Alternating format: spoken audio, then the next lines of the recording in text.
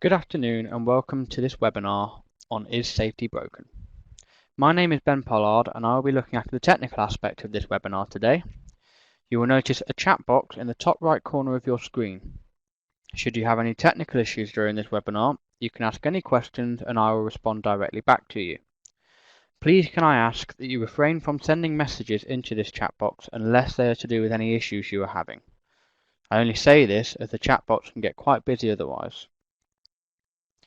Your speaker today is John Green, who is the HSE Director at Laing O'Rourke. John has worked in the oil, gas, petrochemical, electronics, heavy engineering, construction and aviation sectors and has 38 years' experience of industrial safety. John is here today to introduce you to alternative ways of creating safety whilst challenging the existing paradigm. You will notice a separate Q&A box in the bottom right corner of your screen below the chat box. If you have any questions for John during the session, please ask your questions into this box. At the end of John's presentation, we will go through and answer any questions you have submitted. Should we run out of time and be unable to tackle all of your questions, we will then provide written answers that will be emailed out after the webinar. I shall now pass you over to John and hope you all enjoy the session. Thanks, Ben. Let me begin with a caveat. I'm not suggesting that everything we've done so far in the world of safety has been a waste of time and that we should simply throw away everything we've done thus far and dispose of it. Quite clearly, much of what we've done in the past has been incredibly successful. If we're to measure safety performance and progress by accident rates, we've seen unprecedented levels of accident rates tumbling across the world. So in that sphere, we've been very successful. So I'm not suggesting that we throw everything away that we've done so far. But I do believe that if we want to move on and tackle some of the problems that we face in the world of work today, that we do need to think about safety a little bit differently. The presentation takes its title from a speech by an American president. I suspect there'll be an awful lot more quotes from American presidents and hopefuls over the next 6 months. But this comes from an intelligent American president, which of course means he's dead. And it's from Lincoln. Now, Lincoln wasn't talking about safety. He was talking about, in fact, the emancipation of the enslaved workforce. And what he was saying was particularly controversial at the time. He said, "The dogmas of the quiet past are inadequate to the stormy present. The occasion is piled high with difficulty, and we must rise with the occasion. As our case is new, so we must think anew and act anew." So Lincoln was addressing the American people at a time of great crisis. And in many ways, I think safety is in a bit of a crisis just now. I think the ideas that have taken us to where we are today also seem to be actually standing in the way, inhibiting further progress, if you will. I think the traditional doctrine of separating people from danger by implementing increasing layers of constraint may once have yielded positive returns, but in today's fast-changing, global, competitive and technology-driven world, I think such notions are increasingly inadequate, impotent and counterproductive. Now, I know that those views, my views, are not always popular, but 40 years in safety, I think I've got a very grave concern. Unless we look at safety differently and change the way that we look at safety and importantly influence others to do the same, then I worry that we face the very real risk of becoming irrelevant in the modern industrial world. Now, my purpose is not to say who's right and who's wrong. It's certainly not to say that I'm right and others are wrong, or vice versa. And it's certainly not to say that everything we've done so far has been utterly worthless. What I'm saying is that this isn't necessarily the only way. And I want to really create a platform that allows alternatives to be discussed. My purpose really is to get you to think about some of the rules, the beliefs, and the heuristics that currently inhabit the safety world, and then to have you challenge them. I do believe that everyone approaches safety with the right intentions, that everyone genuinely believes that they're doing the right things. But in order to make progress, I believe we have to challenge some of the sacred cows and think differently about safety if we are to make any progress. And in order to start to do that, I want to try and contrast how we see safety with another famous brand. And I'm not sure what flies through your mind when the Apple logo goes up, but when we've done this with audiences before, people generally respond very positively. In fact, when the Apple logo appears on the screen, there's a whole bunch of biochemical effects that occur in your body. Your pupils dilate, your pulse quickens, your unconscious responds even before you're aware of it. And generally, the Apple logo creates a positive response in people. They talk about it being cool, about it being sophisticated, about the cutting edge technology. Generally, Apple's a brand that you like to be associated with. Even if you've had a problem with updating your iOS on your phone or your screen's broken, the first impressions that the brand creates in you tend to be positive ones. Now, whatever it was you were thinking when the Apple logo was displayed, you're probably not thinking it anymore. The adjectives that you use to describe Apple are not the ones that you normally associate with safety. Safety is thought of in negative terms: accident prevention, harm reduction, hazard elimination. Safety interventions are usually triggered by negative events, accidents or audits, and the results are usually obstructive. They're difficult or they're overly bureaucratic. Safety is not user-friendly. But why is that? Given that safety should be about efficiently delivering business objectives, it's about looking after people, it's about understanding the complex nature of decision-making in big business, it's about good productive outcomes, it's about everyone going home safely every day. In short, safety is about success, or it should be. I've always been fascinated around the language of safety, the words that we use, the adjectives with which we describe safety. Who are our heroes and who are our villains, and what are the stories we tell around safety? And I wonder if this is something to do with how safety is seen by others. It is hard to agree, in fact, in what safety is. When we talk about having a good safety record, what do we mean? When we talk about safety performance, what are we talking about? When we compare one part of our business with another part of our business in terms of safety performance, how do we make that comparison? Well, more often than not, of course, we're not talking about safety. We're actually talking about accidents. And I think we subliminally substitute one for the other. So the answer to the question, what's safety performance like, will almost always be a number. The number of accidents or the rate of a particular type or class of accidents. Safety has thus become defined as the absence of something, the absence of negatives. A system which is free of holes is believed to be a safe system. And as a result, I think organizations count what they can't count and try to show low numbers, at least of high frequency, low consequence events. But this might not be what counts. I worry that our whole approach to safety management might be predicated on a number of flawed assumptions. In fact, our overall approach, our programs, our tools and our techniques are all based upon thinking that's over 100 years old and which was applied at the time when the world was much more simple. Cause-effect, reductionism, predictability and reversibility are all useful in simple or less complicated systems, but they're irrelevant and unsuitable for the complex world of work that we have today.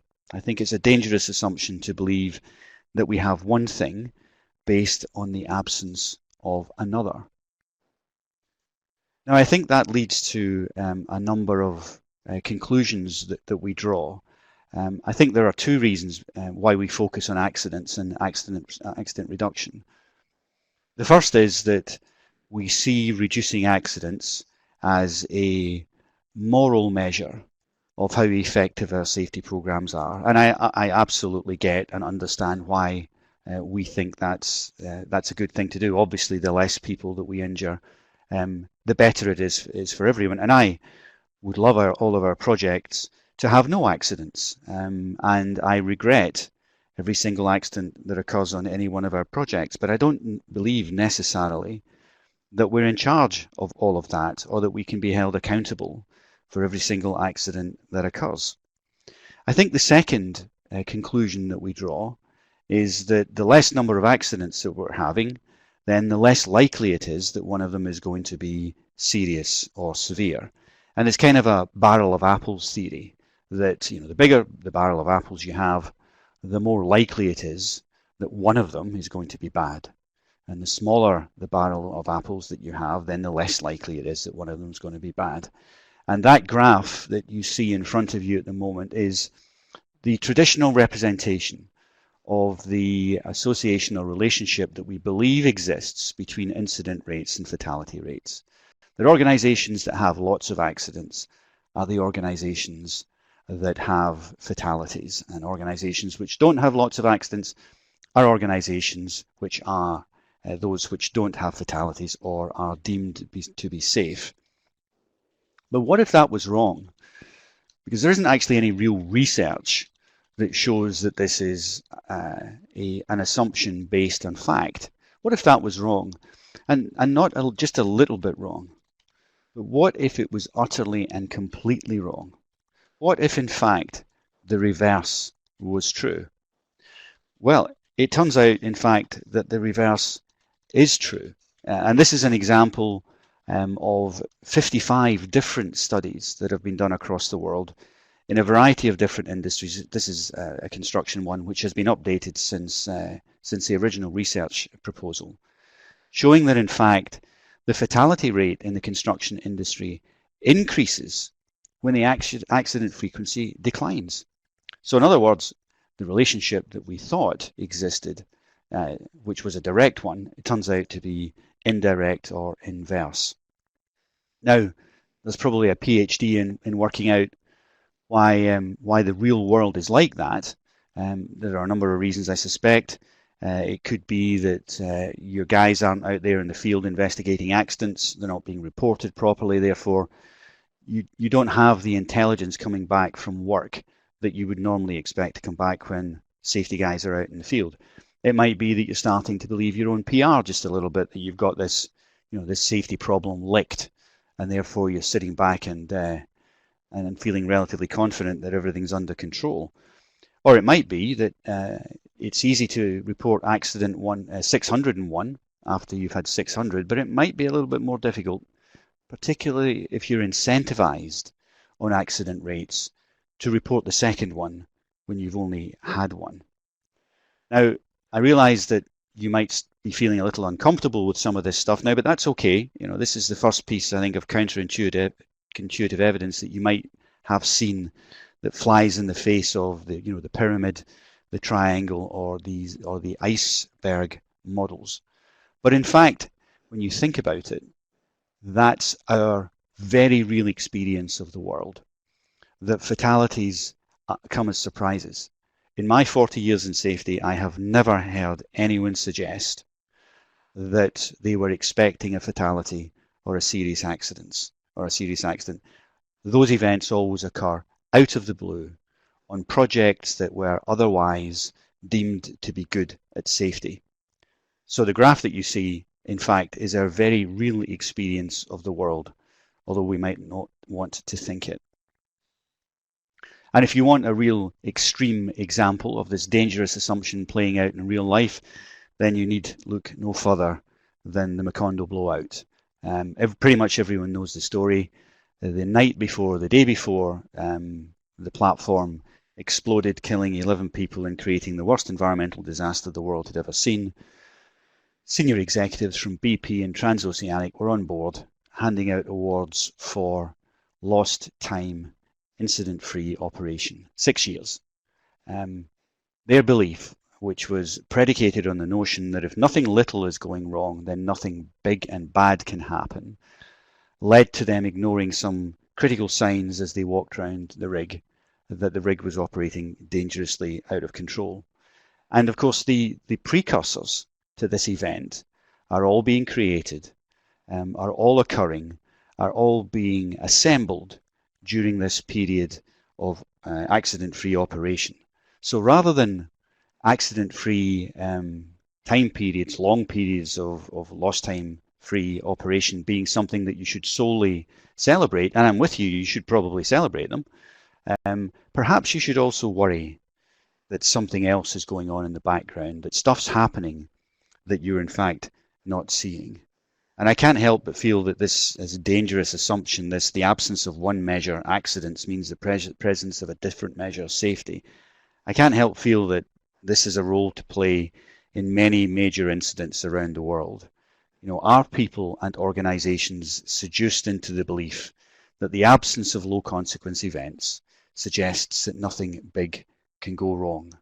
And I don't think we can pretend that it's not relevant that this happens to others and not to us, when the safety record of this country and organisations linked to this country is littered with examples of so-called high-performing businesses that are constantly surprised when a spate of deaths occur. So before building an alternative view of safety, before building a new model, it's necessary really to critique the existing model. So if safety was to walk into a room standing beside quality, how would you know safety was safety and quality was quality? If safety was a person, how tall would it be? What colour would its eyes be? What colour would its hair be? And when we started to create the traditional model of safety, we came up with three suggestions, three principles or three paradigms that we thought described the way that safety is currently constructed. And the first one is that I think traditionally we see people as a source of risk, as a problem to control, that if it wasn't for the people that you employ, everything would just be fine. I think we focus on the absence of something, accidents, as a measure of success. And I think we've created a bureaucracy that provides protection for the business rather than a system that makes work safer. And to some extent, I believe that those three principles or those three paradigms are supported by some of the models and the beliefs that we currently use within safety. So Heinrich's triangle, the Bradley curve to an extent, I think has been corrupted into supporting this view of the world, and a somewhat abused version of Reason's Swiss cheese model is used to justify the above. And I think that model might have suited a simple, non-complex past, but it's entirely inadequate for the world of technology and the world of work that we inhabit today. Now, I work in an organisation that's full of engineers. I hear people talking to one another, having conversations that have no words in them, that consist purely of numbers. And I get why people take comfort in numbers. Numbers feature regularly and prominently when we talk about safety. Whether it's rates or actual counts, I really don't think it matters. And we seem driven to reduce the number of negative outcomes towards a notional target, which is more often than not this notional target of zero. Now, to some extent, I think it's understandable why this should be the case. You get certainty from numbers. You get a sense of scale and perspective from numbers. Numbers are used to indicate success or failure. But numbers, or more accurately statistics, can also conceal, they can deceive, and they can mislead. And quite often, statistics can be used to drive inappropriate strategies. And I began to wonder, why can't we describe the future of safety in a narrative instead of having to count things? After all, as human beings, we've been telling stories for a lot longer than we've been counting things, and we're much better at telling stories than we are at counting stuff. Why can't safety be about having more of the right stuff and not less of the wrong? Why can't safety be about recreating the conditions for success rather than trying to solely eliminate the conditions for failure? So 5 years ago, we began to develop and work on those three principles, three fundamentals that would support everything we did moving forward. If we wanted to do something and it didn't support at least one of those three principles, then we didn't do it. It got parked and it got looked at later. And this was empowering, because what it meant was the programs that we were developing didn't need to be tied to numerical improvements. They simply could be the right thing to do because they felt like the right thing to do at the time. And those are the three principles. So the old way of looking at safety, people are the problem, safety is the absence of negatives, safety is a bureaucratic activity, is on the left-hand side.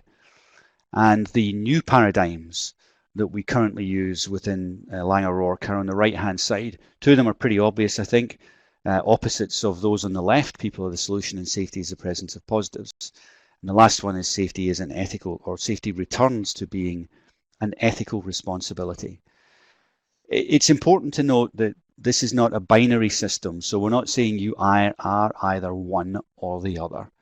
The two extremes represent really the ends of a continuum, the opposite ends of a continuum. And I suspect that organizations would want to position themselves in different places on that continuum at any one point in time.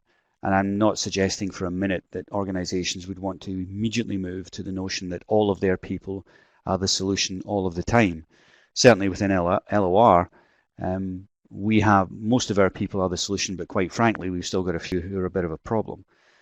So it's not a matter of it being binary, it's a matter of being a continuum.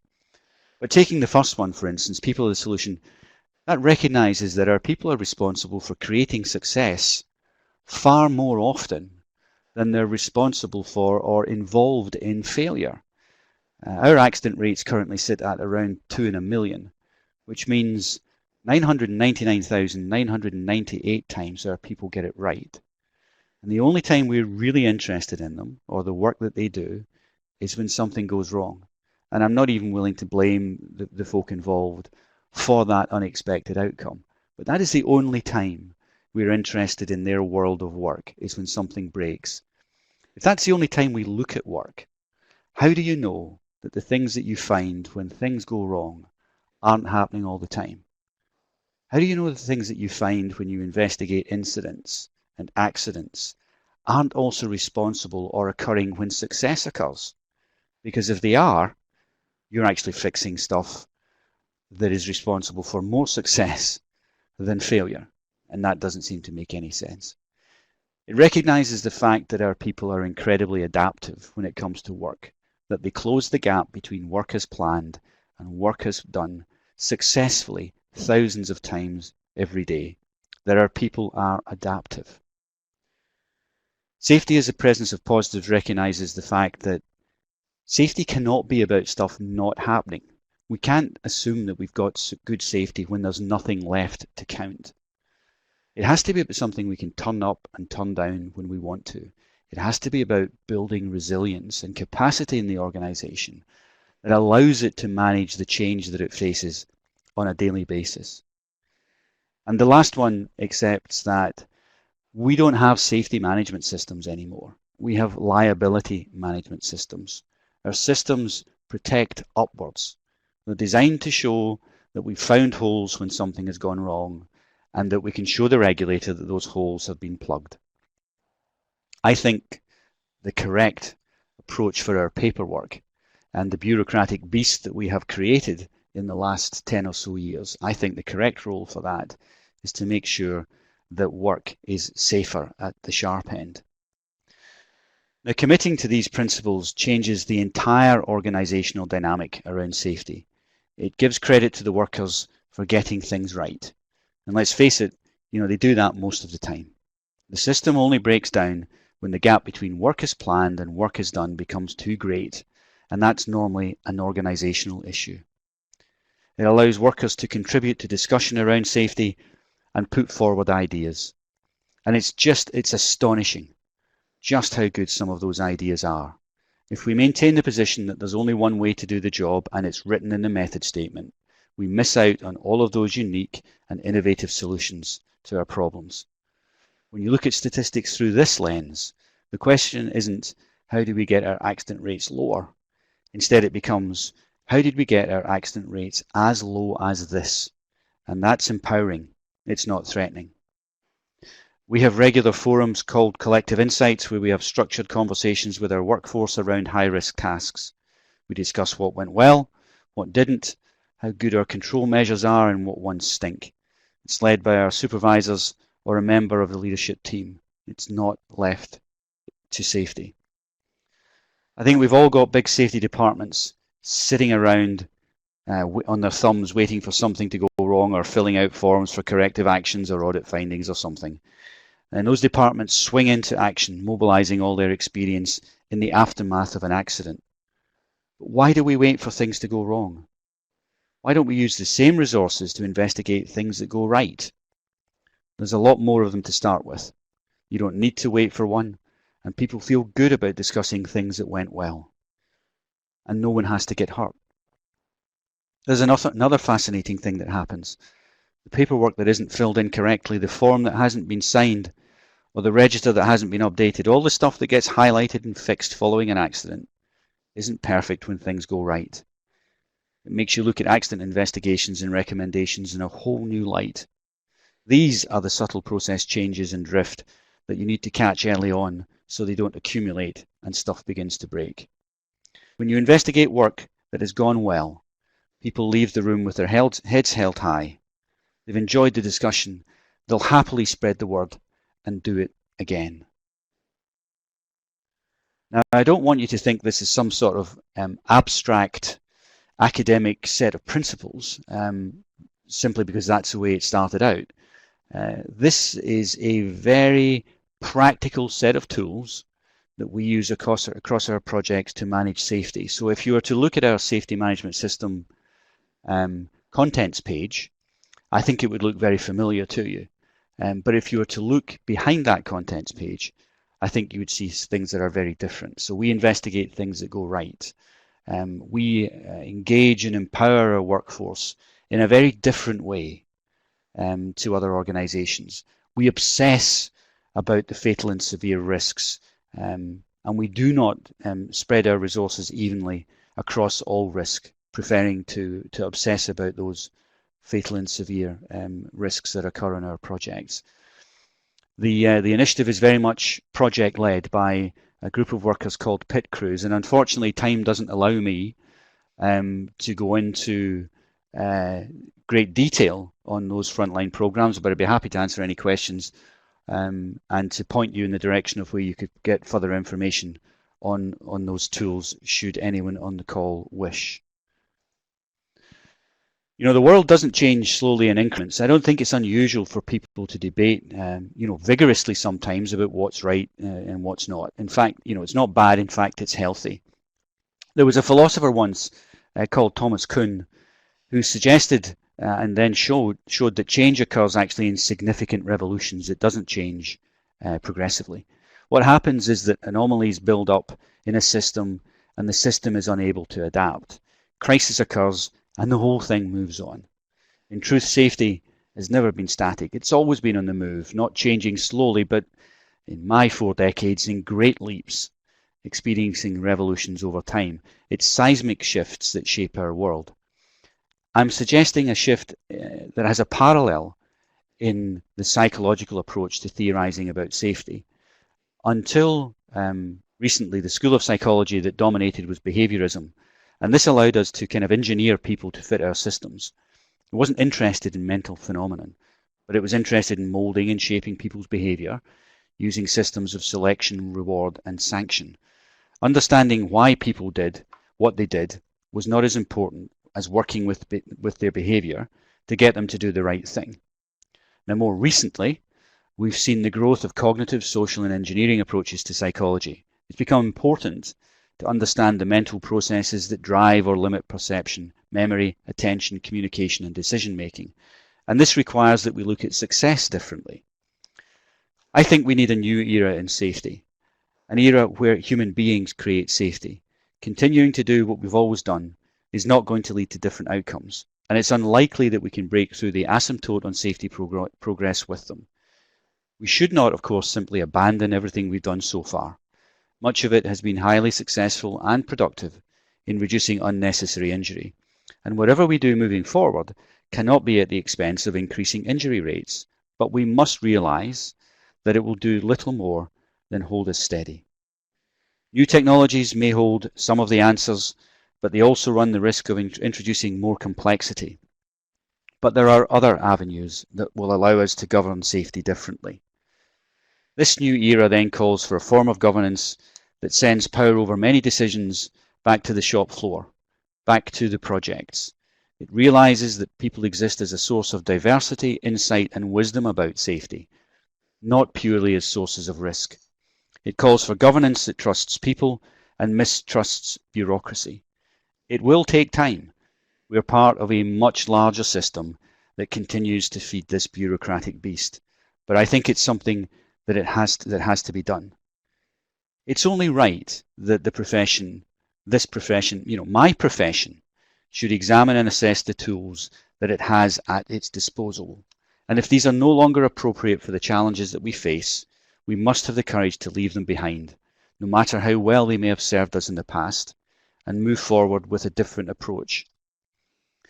I think that we have an obligation to make this happen, and frankly, if it doesn't happen here over the next decade, then it's unlikely to happen anywhere. This is where the big infrastructure projects are. It's where the organisations, the resources and the talent are gathering to make it happen. Anything less will see safety becoming increasingly marginalised as the world of work moves on, and we'll still be focusing on the negatives, wondering why we never managed to make the changes that we wanted to make. Thanks, Ben.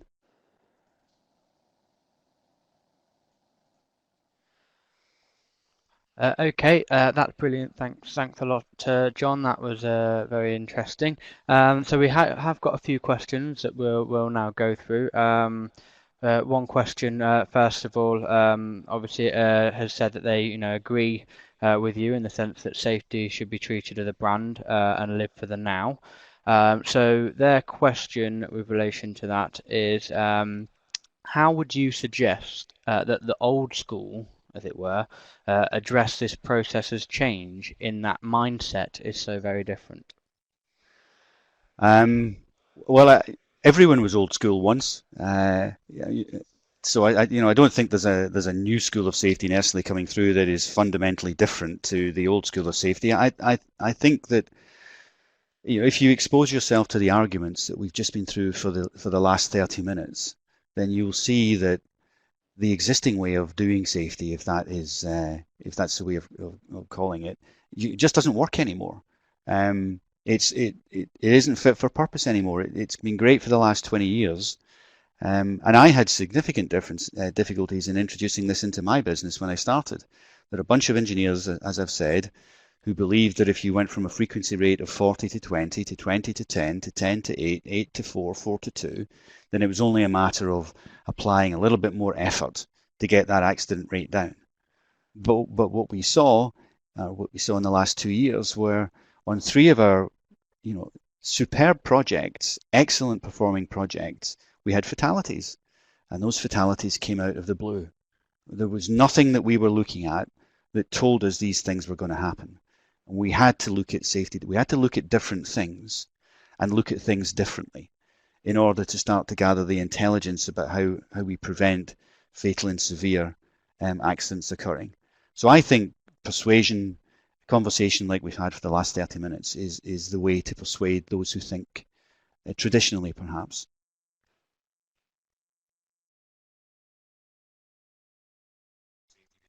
Okay, excellent. We have had, just as a side note, a recording of this presentation will be made available and it will be emailed out to everyone shortly after the session, just for those of you who have been asking. So the next question we've got here, how do you propose to manage contractors if we encourage greater flexibility for method statements, especially on multiple contractor sites? An interesting problem, and one that we faced when we developed this program in Australia, which is where I'd spent the last 5 years. One of the best performing contracts that we had was where we were management contractors, and we had 6,500 subcontractors working on the site, and we implemented this safety differently philosophy with them, and they loved it. They saw that suddenly the workforce was being listened to. Things were done exactly the same way, but in fact what we were getting back from the subcontractors was intelligence that we pretended it didn't exist in the past. So I don't think there's any difficulty or difference in either managing a direct workforce or a contracting workforce when it comes to this set of principles. It will be more complex or complicated to manage contractors in multiple work fronts. But we had no issues with doing this with contractors in Australia, and certainly our experience here on the number of pilots that we're running at the moment is that our supply chain is extremely keen to get involved in this sort of stuff because it allows them to manage their risk in a much more dynamic fashion. It allows them to manage their work and not just their risk, but their work in a much more dynamic fashion. Okay, there's another question here. How do you select who is in your pit crews? That's a really interesting question because I think that highlights the difference between the way that safety differently operates and the way that traditionally safety. We don't select who's in our pit crews. The pit crews self-select. These are people who feel particularly passionate about how safety should be run on their sites, and they self-nominate. And we don't even require our projects to have pit crews. It was a suggestion that came from supervisors that the business was quite happy to endorse, but we don't mandate them. Interestingly, every project has a pit crew, and the pit crews now, certainly in Australian projects, are in a position where they now run the safety leadership teams. They grill and interrogate senior managers around safety on a project. So the kind of power triangle that you would expect to see is very much flipped on its head. In fact, they grilled Cahill O'Rourke, who's the owner of our business, Ray's son, around what he was doing in safety, and he loved it. He thought it was just terrific that you were getting all of this intelligence. This is how this site really works, not how we think it works or how we want it to work. This is how it really works. He thought that was great. So pit crews self-select. Okay, brilliant. We've got another question here, sort of two actually. So how difficult is it, or has it been, to deal with improving safety within the construction industry regarding the turnover of staff and contractors? It seems that by the time you've gotten through to people, they move on or the project has completed. Are you actively employing these people now, or just continuing with contractors? Well, we are principally a self-delivery organisation. Around 70 to 80% of the people who work in our construction sites are directly employed by us, and that's our preferred model of delivery. It's not our model of delivery in Australia, so we were able to look at how this approach affected both ways of traditionally delivering a construction project. I accept that there's an element of having to train the industry in all of this, but I wonder if part of the problem is actually created by the way that we deal with people in the first place. We had a 37% turnover in construction employees in Australia before we started this, and after we finished it, we had a 12% turnover. So I wonder actually if sometimes the reason for the turnover is the way we do things rather than the other way around. And we've certainly seen increased retention. We've seen increased engagement. We've seen better participation from our workforce, and therefore them staying longer. But I do accept that that there is the workforce that we have is very peripatetic. It tends to get around. But I think if we start on some of these big infrastructure projects which run for 10, 12, 15 years, then that's where we'll get the headway to start with. Okay, brilliant. So the next question, we do have a statement here, just someone who said, fantastic presentation, John, very thought provocative, which is very nice, thank you, keep them coming in. So the next question I've got, what are Apache eyes? Everyone asks that, and that's why I put it up there, because Apache eyes is a way of investigating incidents that relies on peer groups to do so. So it's called that simply because there's a folk tale that tells that Apaches, when they greet one another, so the old Native Americans, when they greet one another, they don't stand looking at one another and shake hands. They actually stand behind one another, so that when they're talking about something, they're both looking at it. So if you're discussing a sunset or a sunrise, you're both looking at the same thing rather than looking at one another and pretending you're seeing the same thing as the other guy. So Apache eyes is where we have either an event or we're doing an after an after action review, where we'll bring a team in from somewhere else who does the same thing to critique how that's gone. We'll also use it when we analyse an incident that's occurred. When we've had an unwanted outcome, we bring a team from somewhere else. Frankly, up until recently, I had the power of life and death over people about whether they'd acted safely or not following an incident. Now, I don't have a clue about some of the stuff that we do in our site, so it's a bit of a nonsense to suggest that I would know whether something was safe or not. A bit dangerous, in fact. So we bring in teams from other sites to review these events. That means that we get a really accurate view on what the individual behavior was like, whether it was reckless, whether it was in fact this is the way we do things everywhere, and we've just been lucky that this hasn't happened somewhere else. So Apache Eyes is really a kind of neat way of describing peer involvement in event analysis. And again, it comes back to the notion that the people who are the real experts in this are the people who do the work, not the people who plan it 6 months ago, or who sit in an office, or who drive a big car. The real experts in this are the people who do the work.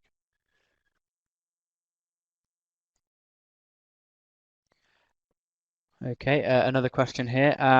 How do you see this working with smaller businesses? I don't think it makes any difference as to whether you've got a big business or a small business. We're working extensively with our supply chain, most of whom are smaller than us. I think with small businesses this can work equally as well. It's probably simpler for smaller businesses to do, in the sense that they probably don't have burgeoning safety management systems. I accept, however, that small businesses often supply to big businesses, and big businesses will place often an unreasonable burden on small businesses in terms of their expectations. We've changed the way that we deal with our supply chain in terms of how we audit them and the information that we expect back from them. But I don't see any reason. I think this approach works with small businesses, big businesses, high-risk businesses, low-risk businesses, construction businesses, aviation. I don't think that this approach has limitations. Okay, we've got another one here. How do we change when CHAS and SSIPs rely on masses of data for approval?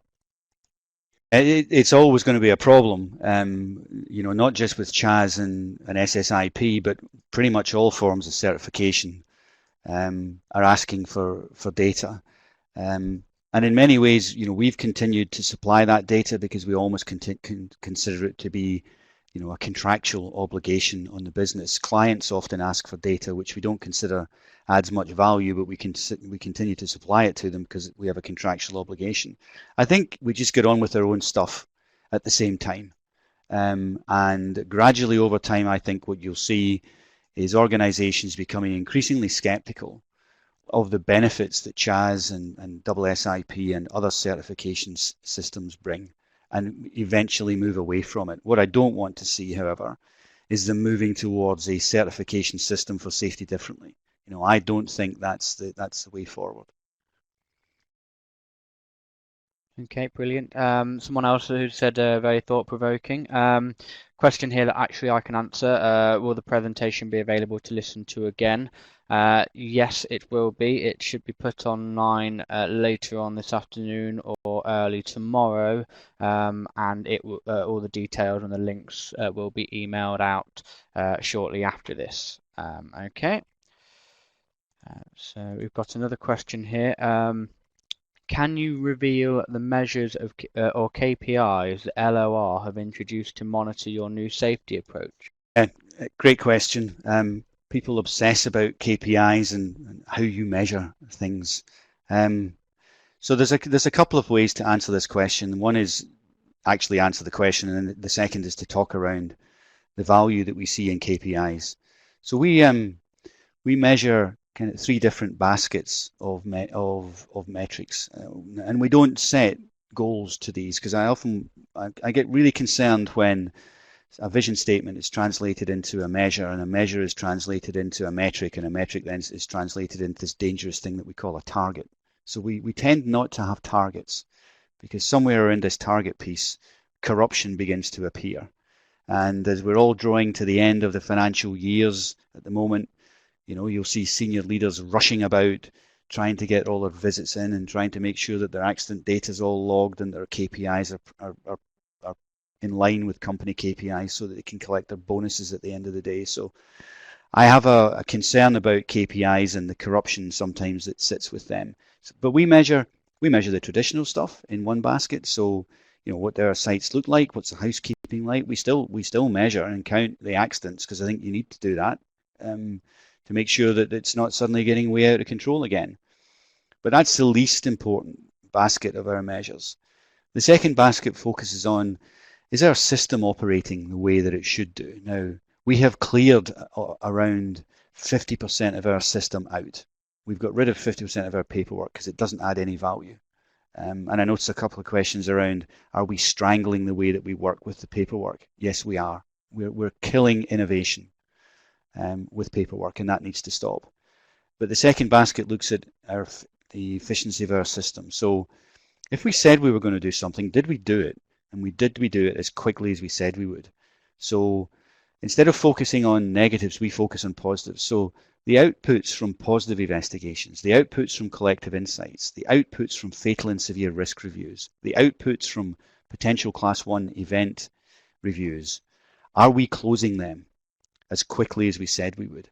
So are we efficient in responding to the issues that people bring to us as we said we would be? Now that's a very real measure because we're in control of both ends in that. We're in control of saying how quickly we're going to do it, and then we're in control of how quickly we actually do it. So the system efficiency measure is the second basket. The third basket is more the soft stuff. So how does it feel on a project? And we employ psychology students to spend time with our projects, just getting a sense of where the project's at, how does it feel, what's important, what annoys the guys, what makes their life difficult, what do they need to be successful. So very different sorts of questions that you would expect safety to be asking, we tend to ask, and we get a very real sense, a constant sense. So we don't survey them once a year. We constantly survey the people who work in our projects about how they feel. What does a good day look like? And why is it a good day? And what's a bad day look like? And what does a bad day look like to them? So very different set of measures. But I'm also in favor of just doing the right thing and seeing what measure emerges. So I always have been a big fan of emergent theory. So I'm quite happy to do the right stuff and wait to see what the appropriate measure might be. Okay, brilliant. Another person who just said, "Hi John, great talk. Very similar philosophy to the excellent Andrew Townsend." So Andrew was part of a group, and you'll see that Andrew has in the past, of course, contributed to a number of different blogs. Probably the best blog to go and have a look at if people are interested is there's a website called www.safetydifferently.com that's got some of Andrew's stuff obviously from the past. I write on that. A guy called Daniel Hummerdal writes on that, and then a friend of mine, Sidney Decker, who probably everyone has heard of. Sidney contributes to that blog as well. So there's a lot of material on safetydifferently.com that gives you more information on things like pit crews and positive event investigation and stuff like that. But if anyone wants anything in particular on some of the stuff that we've raised, I'm more than happy either to supply you with that information or even to come and have a chat with you about how we are doing things in Laing O'Rourke.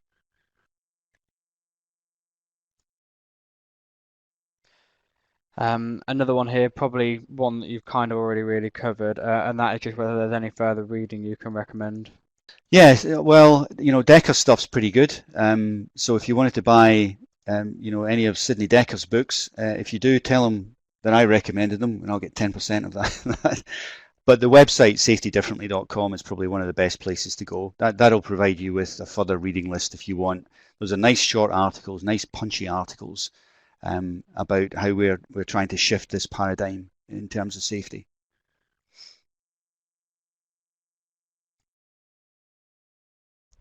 Right, let's have a little look. I've got another one here. This person agrees that safety is an ethical responsibility and HSE performance is to be narrative rather than sticking to members. But how to sell this in a business environment expecting smart objectives? So I don't think there's any difference between trying to sell a narrative to a business that's got smart objectives and one which requires numerical ones. I mean, I know the issue is around, can you make a narrative specific and measurable? And in many ways you can, providing that you don't fall into the trap of assigning a target to it. So when it comes to things like toolbox talks and pre-starts, and really any encounter that occurs between supervisors and workers or management and workers, we require that 20% of that encounter is dialogue. So a toolbox talk has to be 20% dialogue. A pre-start in the morning at 4 o'clock has to be 20% dialogue. We've changed the way our inductions operate to ensure that we get dialogue. Now, we're not setting a target for that, but the 20% is very much something we want to achieve. And if we don't get the 20%, then we work with people on their communication skills, on how they engage with people, on how they get the best out of the teams who work with them. So we don't mandate the 20% as such. It's something we expect, and we'll work with people so that they achieve that level. And we take it from there. So our SMART objectives are still SMART, but they're measurable in a very different way. Okay, we've got another one here. What is your view on behavioural safety changing the safety culture? I wish I had a pound for everyone. Every time we kind of annex safety, as if the safety culture and the organizational culture are distinct and different. Behavioral safety, as I said in my talk, is only interested in limiting individual behavior through a framework of positive rewards, sanction, and punishment. And if that's not what you're doing, then you're not doing behavioral safety. And so I think behavioral safety has become all things to all men over the last 10 years. So I've seen many people say they're doing behavioral safety, and in fact they're doing something very different, something that is to be applauded. So I think behavioral safety is another one of those things that's run its course. It was useful when you wanted to build a framework of what was acceptable and what isn't acceptable. But that fundamentally misunderstands how people go to work now, that you cannot fit the person to work. Work is so complex now that you have to fit work to the person. And so I think behavioral safety in its traditional sense has run its course, and I'd far rather get involved in cognitive and social engineering psychology when it comes to looking at that aspect of safety. Safety culture is not distinct from business culture, and I think what we want to see is a culture of empowerment that recognizes that the risk is best managed in a business by those who stand in the middle of it every single day, and not those who plan for the way work is imagined 6 months in advance of it being done. Okay, we've got another one here. Do you not think that the way we do things in Australia with the plethora of SWMS, JSAs, TRAs and so on is causing safety fatigue? Absolutely. I don't know where you're from, David, but I couldn't agree with you more.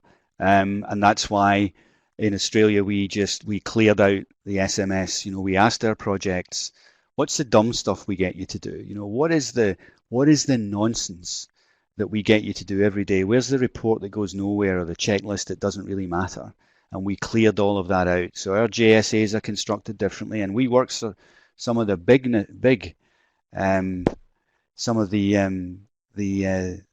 big clients in Australia, Origin and people like that, and we've cleared out an awful lot of our system.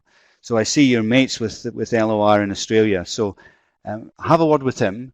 If he's on one of the projects we were trialing this, I think you'll see that there's a very different system of bureaucracy which exists in our projects. Okay, we've got a bit of a scenario here. So, what if management is targeting to achieve project target completion dates to avoid penalties to project, and in another hand, by passing or taking shortcuts to safety, it leads to projects significant daily risk? Who would be responsible? Would that be management or the project manager or the HSE team?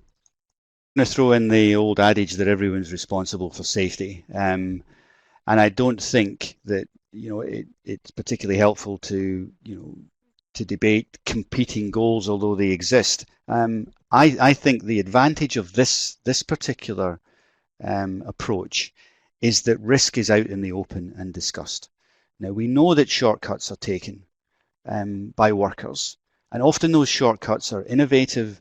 They're much safer than the written way of doing it, or the traditional written way of doing it, and they actually really add value to the way that we work. But we force those to be hidden at the moment. This way of looking at work allows those innovative ways to be brought out into the open and discussed and woven into the way that we work. Obviously, if organizations are deliberately cutting corners to get to some preconceived or predetermined finish date, and they're putting workers at risk, then clearly that's the organization's fault. And whatever we do about managing safety, it's not going to make too much difference to those organizations.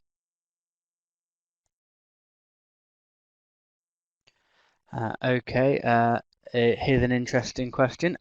If measuring accidents or the absence of accidents is now seen as the old way, how do we get a good understanding of whether the new way, i.e. celebrating the good things, is working?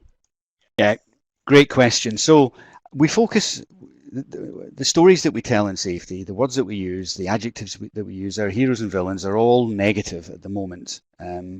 So the big events that attract our attention tend to be the accidents, and that's where we throw all our resources.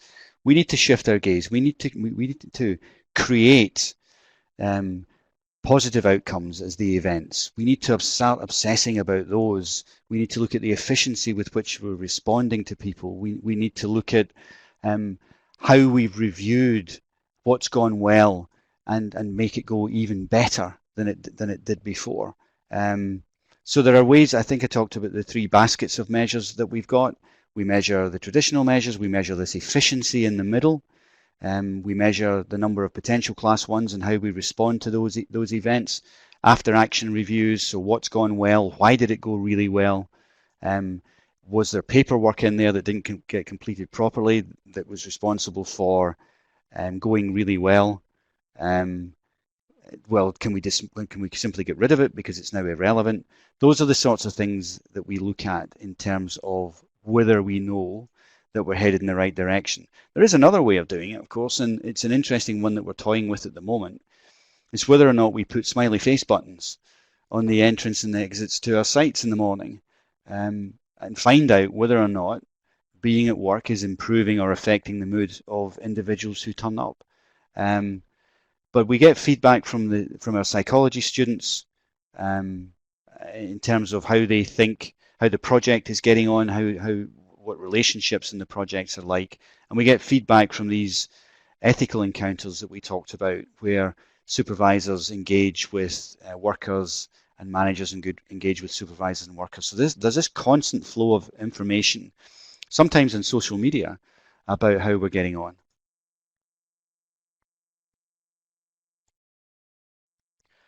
Okay, we've probably got time for just one more question. There are still a few which we're going to have to come back to at a later stage, but I'll just ask this one last one. It may have already been covered a little bit, I'm not sure, but what paperwork have you done away with, and have there been implications or unintended consequences that have made LOR's position legally indefensible following an incident?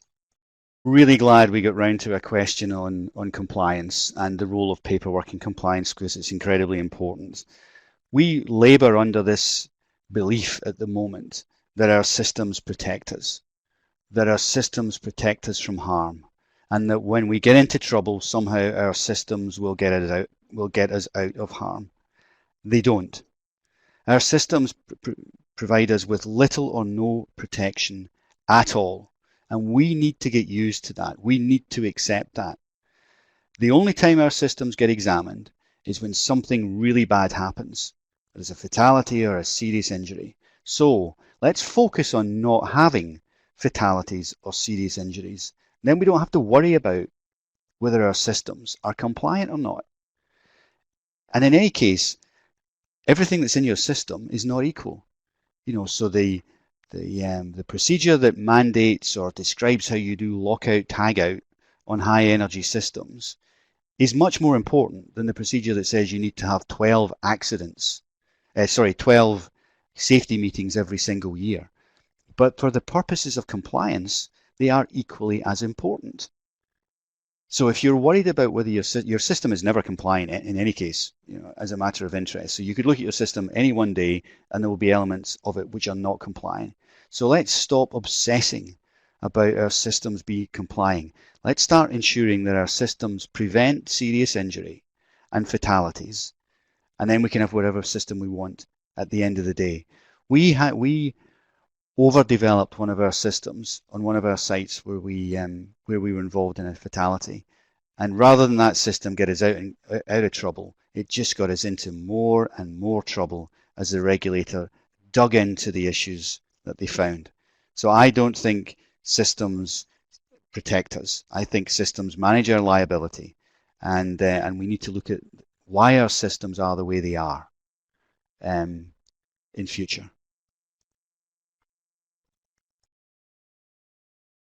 Okay, brilliant. Thank you for that, John. We have run out of time for today now. There are still a few questions in the Q&A box, but don't worry if your question wasn't answered, as we will have a look at them, and John will aim to provide some written responses which will be posted online along with a recording of today's webinar. So thank you all for attending.